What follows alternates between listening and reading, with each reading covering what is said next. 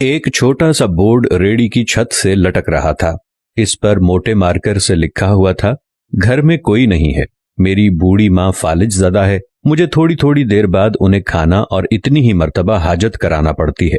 अगर आपको जल्दी है तो अपनी मर्जी से फ्रूट तोलें और पैसे कोने पर रैगजीन के गत्ते के नीचे रख दीजिए।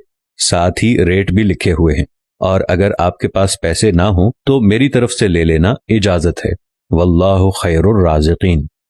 इधर उधर देखा, पास पड़े तराजू में 2 किलो सेब तोले, दर्जन केले लिए, शॉपर में डाले, प्राइस लिस्ट से कीमत देखी, पैसे निकालकर रेडी के फट्टे के गत्ते वाले कोने को उठाया।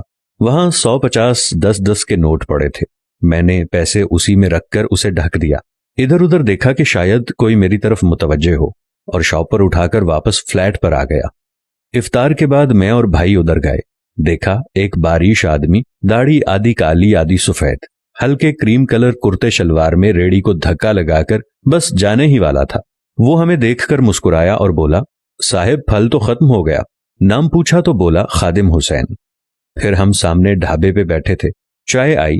कहने लगा कि पिछले 3 साल से अम्मा बिस्तर पर है, कुछ नफसियाती सी भी हो गई है, और अब तो फालिज भी हो गया है। मेरा कोई बाल बच्चा नहीं, बीवी मर गई है, सिर्फ मैं हूं और मेरी अम्मा। अम्मा की देखभाल करने वाला कोई नहीं, इसलिए मुझे हर वक्त अम्मा का ख्याल रखना पड़ता है।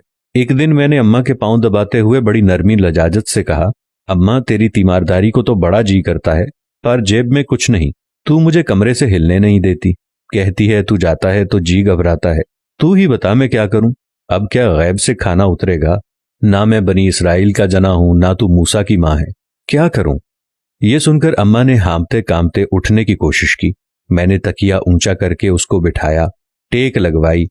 उन्होंने झुर्रियों वाला चेहरा उठाया, अपने कमजोर हाथों का प्याला बनाया और न जाने रब्बुल आलमीन से क्या बात की।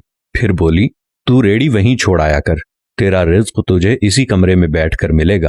मैंने कहा, अम्मा क्या बात करती है, वहां छोड़ आऊंगा तो कोई चोर उचक्का सब कुछ ले जाएगा। आजकल कौन लिहाज करता है, बिना मालिक के कौन खरीदार आएगा। कहने लगी, तू फजर को रेडी फलों से भरकर छोड़ कर आजा, बस ज्यादा बकबक नहीं कर, शाम को खाली ले आया कर। अगर तेरा रुपया गया तो ये खालिदा सुरैया अल्लाह से पाई पाई वसूल देगी। 2.5 साल हो गए हैं भाई साहब, सुबह रेडी लगाकर जाता हूँ, शाम को ले जाता हूँ। लोग पैसे रख जाते हैं, फल ले जाते हैं, ढेला ऊपर नीचे नहीं होता, बल्कि कुछ तो ज्यादा रख जाते हैं। अक्सर तखमीना नफा लागत से 300-400 रुपए ऊपर ही जा निकलता है। कभी कोई अम्मा के लिए फूल रख जाता है, कभी कोई और चीज। परसों एक पढ़ी लिखी बच्ची पुलाव बनाकर रख गई, नोट लिखकर रख गई कि अम्मा के लिए। एक डॉक्टर का गुजर हुआ, वो अपना कार्ड छोड़ गया, पुश्त पे लिख गया कि अंकल अम्मा की तबीयत न संभले तो मुझे फोन करना, मैं घर से पिक कर लूंगा। किसी हाजी साहब का गुजर हुआ तो अजवा खजूर का पैकेट छोड़ गया। कोई जोड़ा शॉपिंग करके गुजरा तो फ्रूट लेते हुए अम्मा के लिए सूट रख गया। रोजाना ऐसा कुछ न कुछ मेरे रिज्क के साथ मौजूद होता है। ना अम्मा हिलने देती है, ना अल्लाह रुकने देता है।